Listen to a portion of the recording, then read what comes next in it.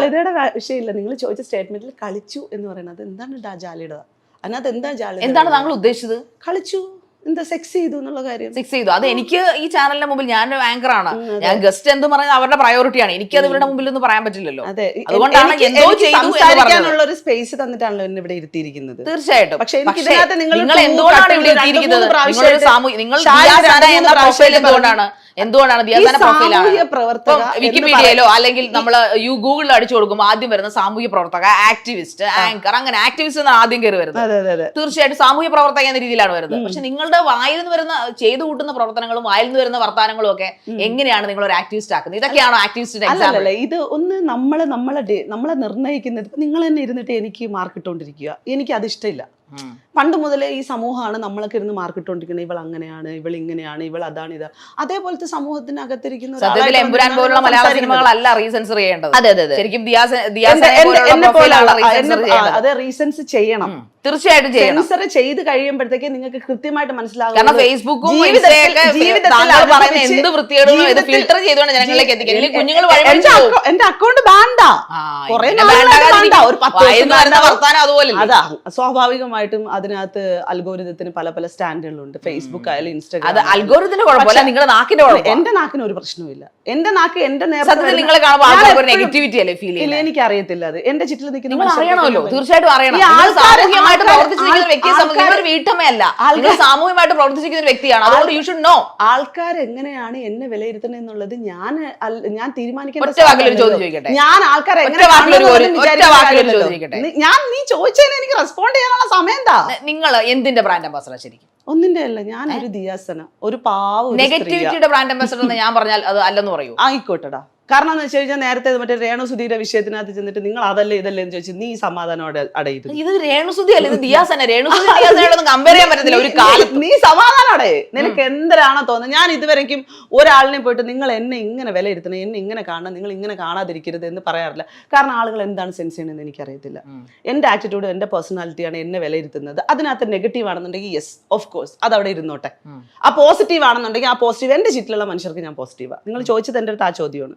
എന്റെ ചുറ്റിലുള്ള മനുഷ്യർക്ക്, എന്റെ സുഹൃത്തുക്കൾക്ക്, എന്നെ മനസ്സിലാകുന്നവർക്ക്, എന്നെ അറിയുന്നവർക്ക്, ഞാൻ നോക്കുന്ന കുട്ടികൾക്ക് എല്ലാവർക്കും ഞാൻ പോസിറ്റീവാ. ഞാൻ ദിയാസാനെ കുറിച്ചൊരു ചോദിക്കും, എന്തിനാണ് ആ പാവപ്പെട്ട ഇന്റർവ്യൂ കഴിഞ്ഞു പോയ ആ രേണുസുധിയൊക്കെ ഇതിനകത്ത് വലിച്ചിടുന്നത്? എന്നെ തടയാൻ എല്ലാവരും എനിക്ക് ഒരുപോലെ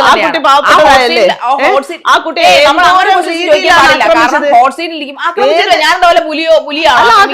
നിങ്ങൾ നല്ല രീതിയിൽ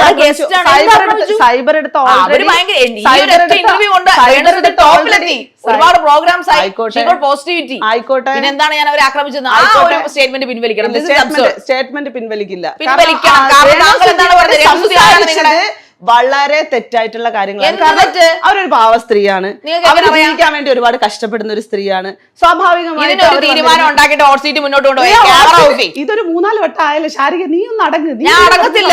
എന്നെ അവഹേളിക്കുന്നില്ല. ഞാനൊരു ആങ്കറാന്ന് ചെന്നും പറയാനാണോ? എന്തിനാ ഞാൻ അവഹേളിക്കുന്നത്? പിന്നെ ഹോട്ട് സീറ്റിൽ രേണുസുധിയോട് നിങ്ങൾ ഹോട്ട് സീറ്റിലാണ് ഇരിക്കുന്നത്, നിങ്ങൾക്ക് ഹോട്ട് സീറ്റ് നല്ല പേടിയുണ്ട്. But Renusudhi is a brilliant and brave lady. നിങ്ങൾക്ക് അതില്ല, അതുകൊണ്ടാണ് നിങ്ങൾ ഇപ്പൊ സംസാരിക്കുന്നത്. രേണുസുധിയോട് അത്രയും ഇല്ല കേട്ടോ. ഞാൻ ഒരിടത്തും പറഞ്ഞിട്ടില്ല രേണുസുധിയോട് ഞാൻ മോശം ചോദിച്ചെന്ന്.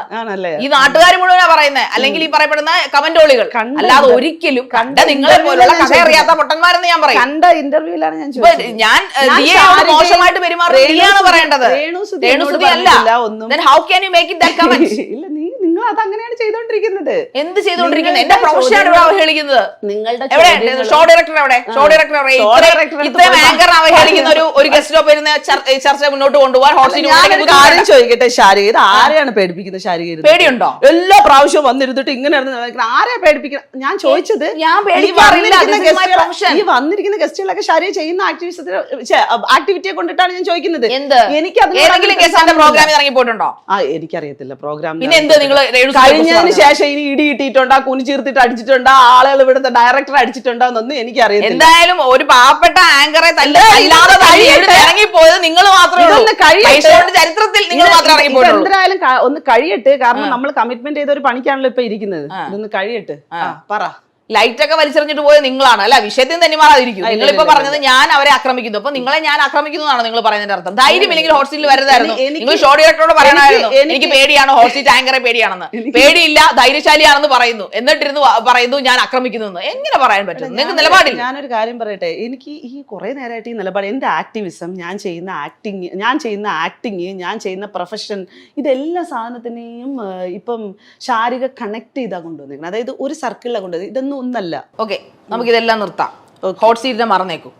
നമുക്ക് സ്നേഹത്തോടെ കുറച്ച് കാര്യങ്ങൾ. എന്ന് പറയുന്നത് ചൂടുള്ള സീറ്റാണ്. അതെ, നന്നായിട്ട് വറക്കുന്ന സീറ്റാണ്. അവിടെ നിന്ന് ആരും ഒന്ന് പൊരി. ഓക്കെ ഓക്കെ, അപ്പൊ തൽക്കാലം നമുക്ക് ആ ഹോട്ട് സീറ്റ് അങ്ങോട്ട് മാറ്റി വെച്ചിട്ട് വെള്ളം ഒഴിച്ചിട്ട് എന്റെ പൊരിച്ചിലൊക്കെ മാറ്റിട്ട് വിടാം കേട്ടോ. തീർച്ചയായിട്ടും. അപ്പോൾ നമുക്ക് കുറച്ച് സമാധാനപരമായിട്ടുള്ളൊരു കാര്യങ്ങൾ സംസാരിക്കാം. അതിനു മുമ്പ് എനിക്ക് താങ്കളെ ഒന്ന് ഹഗ് ചെയ്യണമെന്നുണ്ട്. അതിന് സിമ്പിൾ ആയിട്ട്. തീർച്ചയായിട്ടും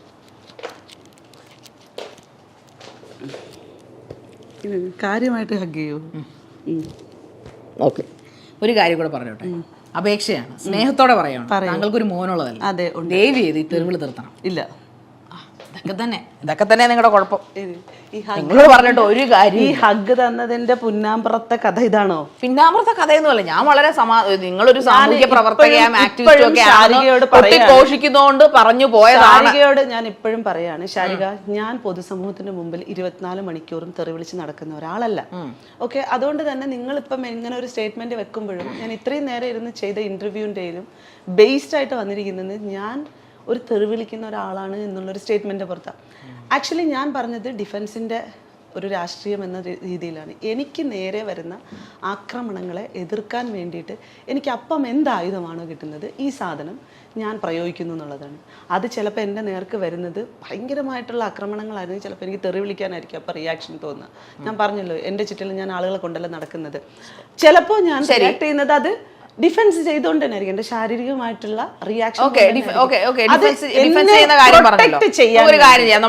അല്ലാതെ പൊതുസമൂഹത്തിന്റെ മുമ്പിൽ ഞാൻ ഇത് ചെയ്യുന്നില്ല. അല്ല, നമുക്ക് നമ്മുടെ ഷോ ഡയറക്ടറോട് ചോദിക്കാം. ഒരു വക്കീലിനെ വിളിച്ചിട്ട് ഏത് ആൾക്കാർക്കാണ് പ്രതിരോധത്തിന് വേണ്ടി തെറി വിളിക്കാൻ, ഡിഫൻസ് എന്ന മെത്തേഡ് പ്രതിരോധത്തിന് വേണ്ടി ഉപയോഗിക്കാം എന്ന് പറയുന്നത്? വിളിച്ചുകൂടാ. തീർച്ചയായിട്ടും വിളിക്കണം. വിളിച്ചുകൂടാ. ഞാൻ പറയണത് വിളിച്ചുകൂടാന്ന്. പക്ഷെ ഞാൻ എന്റെ ജീവിതത്തിൽ വിളിക്കാം, സ്വയം അറിയാം. 100% അറിയാം. അപ്പൊ ദിയാസനയുടെ നിയമങ്ങളാണ് 100%. അതെ, എനിക്ക് കാരണം ചില സാഹചര്യങ്ങൾ കാട്ടിലും പോയി ജീവിക്കേണ്ടി വരും. അല്ലാതെ എനിക്ക് കാട്ടിലൊന്നും പോയി ജീവിക്കേണ്ട ആവശ്യമൊന്നുമില്ല. ഞാൻ പറയണത് എനിക്ക് സാഹചര്യങ്ങൾ എന്നെ കൊണ്ട് എത്തിക്കുന്ന ചില സിറ്റുവേഷനുകൾ ഉണ്ട് മനുഷ്യനെ. നിങ്ങൾ നിങ്ങളുടെ സത്യത്തെ മറക്കുന്നു. നിങ്ങൾ സമൂഹം, ഞാൻ പറയട്ടെ, ഈ ആക്രമണ മനോഭാവങ്ങള് അല്ലെങ്കിൽ തെറി വിളിക്കുക അല്ലെങ്കിൽ മാത്രം പബ്ലിഷ് ചെയ്യുക, ഇത്തരത്തിലുള്ള സാധനങ്ങളൊന്നും പൊതുസമൂഹത്തിന് കൊടുക്കുന്ന മെസ്സേജ് ഒന്നും അല്ല. പിന്നെ ഞാൻ ചെയ്യുന്ന ആക്ടിവിറ്റികൾ, നിങ്ങളിപ്പോ ഈ പറഞ്ഞ തെറിവിളി ആയിക്കോട്ടെ അല്ലെങ്കിൽ അടിക്കുന്നതായിക്കോട്ടെ, ഇത്തരം കാര്യങ്ങളൊന്നും ഞാൻ ഒരാൾക്കും മെസ്സേജ് ആയിട്ട് കൊടുക്കുന്ന ഒരു സാധനമല്ല. മെസ്സേജ് കൊടുക്കുന്നു എന്നല്ല പറഞ്ഞത്. നിങ്ങൾ വീടിനകത്ത് കഥകടച്ചിട്ടിരുന്ന് കാണിക്കുകയോ അല്ലെങ്കിൽ നിങ്ങൾ പേഴ്സണലി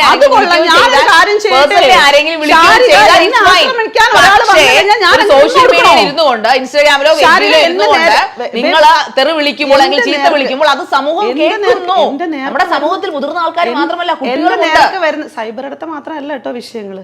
സൈബർ മാത്രമല്ല വിഷയങ്ങൾ. പൊതുസമൂഹത്തിലേക്ക് ഇറങ്ങുന്ന സമയത്ത് നേരിട്ട് വരുന്ന ആക്രമണങ്ങളുണ്ട് നമുക്കെതിരെ.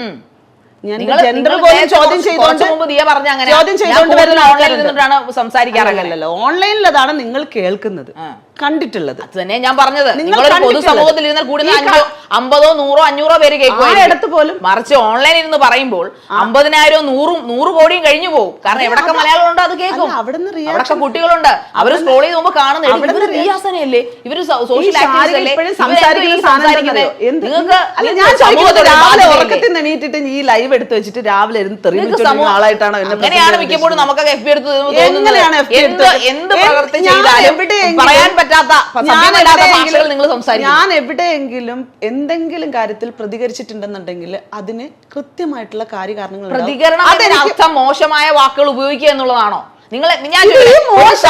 ഉപയോഗിക്കുന്നത് എന്റെ നേർക്ക് വരുന്ന വിഷയങ്ങളിലാണ് ശാരിക. അത് തന്നെയാണ് നേരത്തെ ഞാൻ ചോദിച്ചത്. അതുകൊണ്ടാണ് ഒരുപാട് വട്ടം പറഞ്ഞു നിങ്ങളോട്, ഞാനിത് പ്രോത്സാഹിപ്പിക്കുന്നില്ല, ഞാൻ ഇതിനെ എന്റർടൈൻ ചെയ്യുന്നില്ല ഒരു കാരണവശാലും. പക്ഷെ എന്റെ നേർക്ക് വരുമ്പോൾ ഞാനൊരു സ്ത്രീയാണ്, എനിക്ക് എന്നെ പ്രൊട്ടക്ട് ചെയ്യേണ്ട ഉത്തരവാദിത്വം ഉണ്ട്. അതിന് എന്താണ്? സ്ത്രീകളൊക്കെ തെറിക്കാളായിരിക്കുമല്ലോ. നിങ്ങൾ ഒരു കാര്യം ചെയ്യും, നിങ്ങൾ ആരെങ്കിലും തൊടുമ്പോ നിങ്ങൾ അത് വാങ്ങിച്ചോണ്ടിരുന്നു.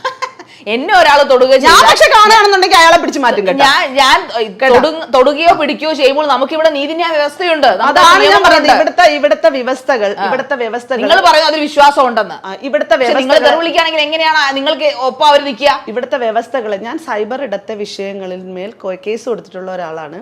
എനിക്ക് തോന്നുന്നു, ഐ തിങ്ക് ഇവിടുത്തെ സ്ത്രീകളിൽ ഒരു ബഹുഭൂരിപക്ഷം സ്ത്രീകളുടെ കേസുകൾ എടുത്ത് നോക്കിക്കഴിഞ്ഞാലും ഏറ്റവും കൂടുതൽ കേസുകൾ കൊടുത്തിട്ടുള്ള ഒരാളായിരിക്കും ഞാൻ. അന്വേഷിച്ച് നോക്കിക്കഴിഞ്ഞാൽ അറിയാം. കാരണം ഞാൻ പല ഇടങ്ങളിൽ ഞാൻ ഇങ്ങനെ സൈബർ കേസുകൾ കൊടുത്ത് തഴമ്പിച്ച് മരവിച്ച് ഫൈനലി എനിക്ക് നേരെ വരുന്ന കാര്യത്തിൽ എന്റെ ഗതികേട് കൊണ്ടുള്ള റിയാക്ഷൻസ് ആണ് പലപ്പോഴും സംഭവിച്ചിട്ടുള്ളത്. ഇപ്പം ശാരിക ഇവിടെ ഇരുന്ന് ഇത്രയും നേരം സ്ഥാപിക്കാൻ ശ്രമിച്ച ഒരു സാധനത്തെ പറ്റി ഞാൻ പറയട്ടെ. രാവിലെ എണീറ്റിരുന്ന് 24 മണിക്കൂർ തെറി വിളിച്ചുകൊണ്ടിരിക്കുന്ന ഒരാളാണ്. സമൂഹത്തിന്റെ കാഴ്ചപ്പാട് അവിടെ വരച്ചോണ്ടിരുന്നോട്ടെ. ഞാൻ എന്നെ പറ്റിയിട്ടാണ് പറയുന്നത്. എനിക്ക്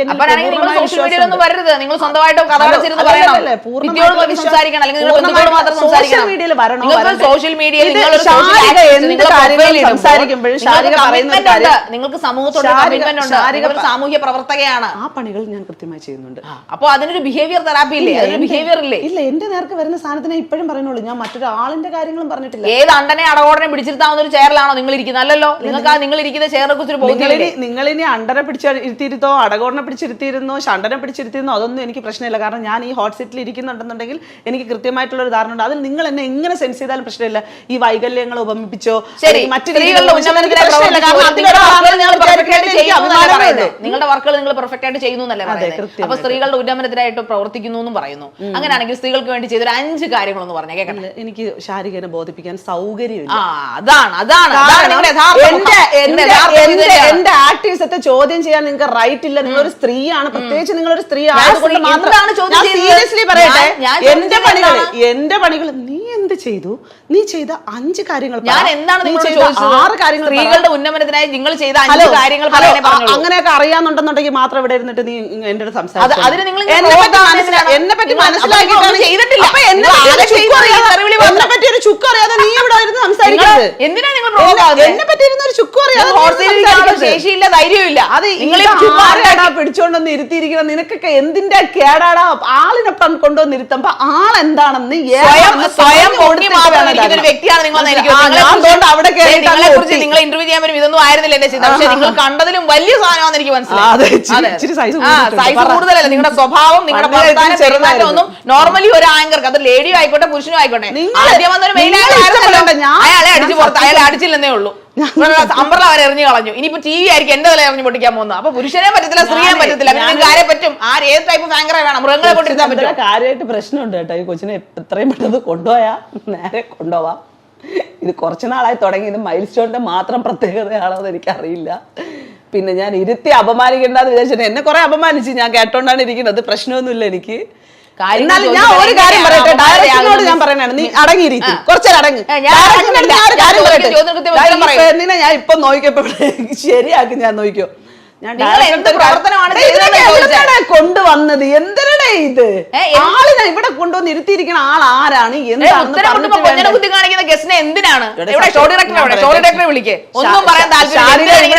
ആണാണ് ഇരുന്നിരുന്നെങ്കിൽ, അല്ലെങ്കിൽ ആളിനോട് എന്താ നിങ്ങൾ ചെയ്തതെന്ന് നാട്ടുകാർക്ക് കൂടെ അറിയാം.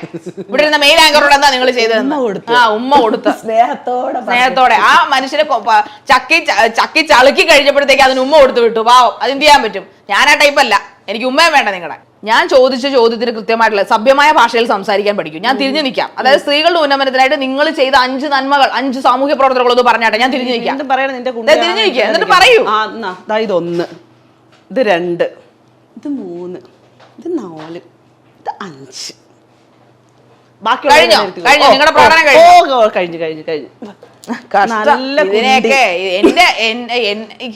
എങ്ങനെ സാധിക്കും ഇങ്ങനെ ബിഹേവ് ചെയ്യാനായിട്ട്?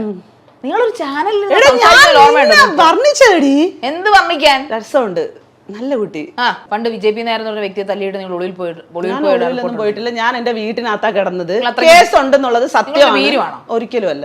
ഭീരു ആയതുകൊണ്ടാണോ നമുക്ക് റിയാക്ഷൻ വരുന്നത്? നിങ്ങൾ ഒളിവിൽ പോയെന്നാണ് ഞാൻ ചോദിച്ചത്. ഞാൻ ഒരിക്കലും ഒളിവിൽ പോയിട്ടില്ല. ഞാൻ എന്റെ വീട്ടിലായിരുന്നു ഉണ്ടായിരുന്നത്. നിങ്ങൾക്ക് ബിഗ് ബോസിൽ ചെല്ലപ്പേരുണ്ടായിരുന്നല്ലോ, ഒരു കുത്തിത്തിരിപ്പുകാരി എന്നുള്ള ഒരു ടാഗ് ലൊക്കെ ഉണ്ടായിരുന്നല്ലോ അവിടെ. കുത്തിത്തിരിപ്പുകാരി അങ്ങനെയൊന്നും എനിക്കൊരു ടാഗ് ലൈൻ ഉണ്ടായിരുന്നില്ല. 2018 കഴിഞ്ഞ ബിഗ് ബോസിന് നീ എനിക്ക് പുതിയ പേര് തരണം, നീ വെച്ചോ. നിങ്ങൾ ബിഗ് ബോസ് താരമൊന്നല്ലേ? 2018 ശേഷമാണല്ലോ നിങ്ങൾ കൂടുതൽ ആൾക്കാരെ അറിയുന്നത്. അതെ, തീർച്ചയായിട്ടും. അത് പിന്നെ അങ്ങനെ പറയാമോ? അത് കറക്റ്റാ. പറയാം. ഭൂരിഭാഗം കണ്ടസ്റ്റന്റ് മനസ്സിൽ നിങ്ങളെ കുറിച്ച് പറഞ്ഞിരുന്നത് നിങ്ങളൊരു കുത്തിത്തിരിപ്പുകാരിയാണെന്നാണ്. എനിക്ക് അങ്ങനെ ഒരു ടാഗ് ലൈനും കൂടെ നിങ്ങൾ സഹായ മനസ്കതയുമായിട്ട് ചെന്നിട്ട് കുത്തിത്തിരിപ്പുകാരിട്ടാ. നിങ്ങൾ പല പേരുകളും വീഴും. കാരണം ഞാൻ പറഞ്ഞു നിങ്ങൾക്ക് ഇരട്ട മുഖമുണ്ട്, നിങ്ങളുടെ മുഴുവൻ മാസ്ക് ആണ്. എനിക്ക് എത്ര മുഖങ്ങൾ ഉണ്ടെന്നുള്ളത് ഞാൻ പറഞ്ഞല്ലോ. ഞാനാണ് എന്നെ വിലയിരുത്തുന്നത് ശാരിക, നിങ്ങൾ ആരുമല്ല എന്നെ വിലയിരുത്തുന്നത്. സമൂഹം ട്രൂ അഹങ്കാരിയുടെ മുഖമാണ്. തീർച്ചയായും ഒരു സാമൂഹ്യ പ്രവർത്തന പേര് എനിക്ക് ചേരില്ല. വേണ്ട, നിങ്ങൾക്ക് എനിക്ക് ശാരിക തരണ്ട. ഞാൻ തരുന്നില്ല. ഞാനല്ല, എന്റെ പേഴ്സണൽ ക്വസ്റ്റ്യൻ അല്ല. ഞാൻ മേക്കേഴ്സിന്റെ പേഴ്സണൽ ക്വസ്റ്റ്യനുകളും ശാരിക ഹോട്ട് സീറ്റിൽ വന്നിരുന്ന് സംസാരിക്കുന്നതൊക്കെ ഇവിടത്തെ മാത്രം സർക്കിളിൽ പെട്ടതായിട്ട് വിശ്വസിക്കാനേ എനിക്ക് താല്പര്യമുള്ളൂ. ഇതുപോലെ ഡെയിലി കിട്ടി. നിങ്ങളുടെ കമന്റ്സ് ഒക്കെ നിങ്ങൾ എടുത്ത് നോക്കൂ. നിങ്ങൾ ഇരുന്ന് ലൈവിലിരുന്നും ഫേസ്ബുക്കിലൊക്കെ അതാണ് പ്രശ്നം. നിങ്ങൾക്ക് പറ്റത്തില്ലെങ്കിൽ സാമൂഹ്യ പരിഷ്കർത്താവിന്റെയോ സാമൂഹ്യ നന്മയുടെ ഒക്കെ വേഷം അടിച്ചിട്ട് നിങ്ങളുടെ പണിക്ക് പോകണം. എനിക്ക് ആ വേഷമൊന്നും കിട്ടിയിട്ടൊന്നുമല്ല നടക്കുന്നത്. സമൂഹത്തെ കുറിച്ച് പറഞ്ഞ എന്തൊരു പുച്ഛം നിങ്ങൾക്ക് മുഖത്ത്. എടാ, എനിക്ക് സമൂഹം തരുന്നത് അങ്ങനെയാണ്. ഒരു നിങ്ങളെ സമൂഹം പുച്ഛിക്കുന്നത് എന്തുകൊണ്ടായിരിക്കും? എനിക്കറിയില്ല. എന്റെ പ്രവർത്തനങ്ങളിൽ എനിക്ക് വിശ്വാസമുണ്ട്. ഞാൻ ചെയ്യുന്ന കാര്യങ്ങളിൽ എനിക്ക് ശരിയുണ്ട്. ഞാൻ ആരെയും ബേസ് ചെയ്തിട്ടോ ഒരാൾ എനിക്ക് നന്മ ചെയ്യുമെന്ന് വിചാരിച്ചിട്ടോ ഒരാൾ എനിക്ക് എല്ലാം സാധിച്ചു തരുമെന്ന് വിചാരിച്ചിട്ടോ അല്ല ഞാൻ ഇരിക്കുന്നത്. അതുകൊണ്ട് തന്നെ നിങ്ങളോട് സമൂഹം ഇതൊക്കെ ചെയ്യുന്നതുകൊണ്ട് നിങ്ങൾക്ക് സമൂഹത്തിൽ കട്ട വെറുപ്പ്. അതുകൊണ്ടാണോ നിങ്ങൾ ഇങ്ങനെയൊക്കെ കാണിച്ചത്? ഞാൻ സമൂഹത്തിനോട് പൂർണ്ണമായിട്ടും വെറുപ്പാണ്, പുച്ഛമാണ്, അങ്ങനെയൊന്നുമല്ല. നിങ്ങൾ പറഞ്ഞല്ലോ. ഇല്ലല്ല, ഞാൻ എന്റെ സമൂഹത്തിനെയോ ഈ പരിസ്ഥിതിയെയോ എന്നെ കൊണ്ടുവന്ന് ഒരു ഇതിനകത്ത് വെച്ചിട്ട് നീ ഇങ്ങനെ ആവണം എന്ന് പറയുന്നതിൽ ഞാൻ വിശ്വസിക്കുന്നില്ലെന്നാണ് പറഞ്ഞത്. മനസ്സിലായില്ലേ? ഞാൻ എന്ത് വിശ്വസിക്കണം എന്നുള്ളത്, ഞാൻ എന്ത് ചെയ്യണം എന്നുള്ളത് എനിക്ക് നല്ല ബോധ്യമുണ്ട്. നിങ്ങളാണ് പറയുന്നത് സമൂഹത്തിലുള്ളവർക്ക് നിങ്ങളെ ഇഷ്ടമില്ല, എന്നാ പിന്നെ ഇഷ്ടമില്ല എന്ന് എനിക്ക് പറയാൻ തോന്നുന്നത്. ദിയാസന ഏറ്റവും അവസാനമായിട്ട് ഇമോഷണൽ ആയത് കരഞ്ഞത് എന്നാണ്? നിങ്ങൾ കരയാറുണ്ടോ? എന്റെ വാപ്പ മരിച്ച സമയത്ത്. ഓക്കെ. ഞാൻ ഏറ്റവും കൂടുതലായിട്ട് അവസാന നിമിഷം എന്നല്ല, എൻ്റെ ലൈഫിലെ ഇത്രയും വലിയൊരു ഇമോഷൻ ഉണ്ടാവും എന്നുള്ളത് എക്സ്പെക്ട് ചെയ്യാത്തൊരു സാഹചര്യം ഉണ്ടായത് ഒരു 3 മാസം മുമ്പ് എൻ്റെ ഫാദർ മരിച്ചു. ദയവ് ചെയ്ത് സാമൂഹ്യ പ്രവർത്തക എന്ന ടാഗ് ലൈൻ ഇരുന്നുകൊണ്ട് തെറിവിളി നിർത്തുക എന്ന് അപേക്ഷിച്ചുകൊണ്ട് ഞാൻ ഈ പ്രോഗ്രാം വൈൻഡപ്പ് ചെയ്യുവാണ്. വേണ്ട, തുടങ്ങിക്കോ. എന്ത് പ്രശ്നമൊന്നുമില്ല. എന്ത് പ്രശ്നം? വൈൻഡപ്പ് ചെയ്യണ്ട. കാരണം ഞാൻ ഇത് അവസാനിപ്പിക്കാൻ പോണില്ല. തെറിവിളി നിർത്തത്തില്ല. ഇല്ല, എന്റെ നേർക്ക് വരുന്നതിന് ഞാൻ തിരിച്ച് ഡിഫൻസ് അനുഭവിച്ചോ, വരുന്നങ്ങോട്ട് അനുഭവിച്ചോ, അത്രേ ഉള്ളൂ. തീർച്ചയായിട്ടും എല്ലാവരും അങ്ങനെയല്ലേ? സാമൂഹ്യ പ്രവർത്തനം ചെയ്യുന്ന സാധനത്തിന് നിങ്ങൾ ഒരു ദിയാസനയായതുകൊണ്ടല്ല ഈ ഹോട്ട് സീറ്റ് കൊണ്ടിരുത്തിയിരിക്കുന്നത്. നിങ്ങൾ ആ ഒരു പ്രൊഫൈൽ കണ്ടിട്ടാണ് ഇവിടുത്തെ ഷോ ഡയറക്ടർ പക്ഷേ നിങ്ങളെ വിളിച്ചിട്ടുണ്ടാകുക. അല്ലെങ്കിൽ നിങ്ങൾ ദിയാസന ഒരു പേഴ്സണൽ വ്യക്തിയാണെങ്കിൽ ഇവിടെ ആർക്കും വേണ്ട. സോ നിങ്ങൾ ഇതൊക്കെ നിർത്തുക. നേർക്ക് വരുന്ന അല്ല, നിങ്ങൾ എന്നെ പഠിപ്പിക്കണ്ട. ഞാൻ ശാരികനെ ഇന്ന് കുറച്ച് നാളുകൾ, ഒരു 1-2 വർഷമായിട്ടുണ്ടാവും ഞാൻ ശാരികനെ കാണുന്നത്. ഞാൻ ജീവിതത്തിൽ എങ്ങനെയാണ് വളർന്നു വന്നതെന്നും ഇവിടെ എങ്ങനെ ഇത് പൊങ്ങച്ചൊന്നും അല്ലെന്നേ, ജീവിതത്തിന്റെ അനുഭവങ്ങളെ പറ്റി പറയണം. അതായത് കഷ്ടപ്പെട്ട് വന്നതിനെ പറ്റിയിട്ടാണ് ഞാൻ പറയുന്നത്. അല്ലാതെ ഞാൻ തനിമുഖം എന്തായാലും എനിക്ക് മനസ്സിലായി. ഞാൻ ഇങ്ങനെയൊന്നും അല്ല നിങ്ങളെ കുറിച്ച്. ശരി. ശാരിക എന്തായാലും എന്റെ മുഖത്തിന് ഒരു പുതിയ മുഖം ഉണ്ടാക്കി തന്നതിന് വളരെയധികം പുതിയ മുഖമല്ല, നിങ്ങളുടെ മുഖത്ത് ഞാൻ വലിച്ചു കീറി മാസ്ക് വലിച്ചു. ഒരു കാര്യം ഞാൻ ഫൈനലി പറഞ്ഞുതരാം. എന്റെ നേർക്ക് വരുന്ന ആക്രമണങ്ങളെ ഡയറക്റ്റ് വരുന്നതിനെ എങ്ങനെയാണ് റിയാക്ട് ചെയ്യേണ്ടതെന്ന് ഞാനാണ് നിശ്ചയിച്ചു വെച്ചിരിക്കുന്നത്. എന്റെ ഇമോഷൻസ് പോലെ ഇരിക്കും ആ റിയാക്ഷൻസ് എന്ന് പറയുന്നത്. എന്റെ ശരീരത്തിന് നേരെ ആക്രമിക്കാൻ ഞാൻ ഒരാളെ വിട്ടുകൊടുക്കില്ല. എന്നെ കൊണ്ട് പറ്റുന്ന രീതിയിൽ ഞാൻ ഡിഫൻസ് ചെയ്യും. ചിലപ്പോൾ ഞാൻ അയാളുടെ ആക്രമണം കൊണ്ടിട്ട് ചിലപ്പോൾ എനിക്ക് എന്തെങ്കിലും സംഭവിക്കാം, ഇല്ലെങ്കിൽ ഞാൻ ഡിഫൻസ് ചെയ്ത് രക്ഷപ്പെടാം. അവിടെ ചിലപ്പോൾ എനിക്ക് ചീത്ത പറയണമെന്നുള്ള രീതിയിലാണ് എന്റെ റിയാക്ഷൻ വരുന്നെങ്കിൽ ഞാൻ അങ്ങനെ നിന്നിട്ട് 24 മണിക്കൂറും തെറി വിളിച്ചുകൊണ്ടിരിക്കുന്ന ആൾക്കാരൊന്നുമല്ല. സൈബർ ഇടത്ത് കൃത്യമായിട്ടുള്ള നിയമ സംവിധാനങ്ങൾ ഉണ്ടെന്നുണ്ടെങ്കിൽ ഒരിക്കലും എന്നെ പോലുള്ള സ്ത്രീകൾക്ക് ഇമാതിരി റിയാക്ഷനും വരുത്തേണ്ട കാര്യമില്ല, ഒരു പ്രതികരണം ആക്കേണ്ട കാര്യമില്ല. എന്നെ പോലെ ഒന്നും അല്ല, നിങ്ങൾ ഉൾപ്പെടെയുള്ള ആളുകൾ ഇന്ന് സൈബർ ഇടത്ത് ആക്രമിക്കപ്പെട്ടുകൊണ്ടിരിക്കുകയാണ്. അത് അവിടെ ഇരുന്നിട്ട് ഇല്ല എന്നൊന്നും പറയാൻ പറ്റത്തില്ലല്ലോ. അതിനെതിരെ ഒരു നിയമ സംവിധാനം കൃത്യമായിട്ടുണ്ടായിരുന്നെങ്കിൽ നിങ്ങൾക്ക് അതിനെതിരെ ശക്തമായിട്ട് പോകാനും പറ്റിയേനെ. ഈ പറഞ്ഞ ലോ നമുക്ക് കൃത്യമായിട്ട്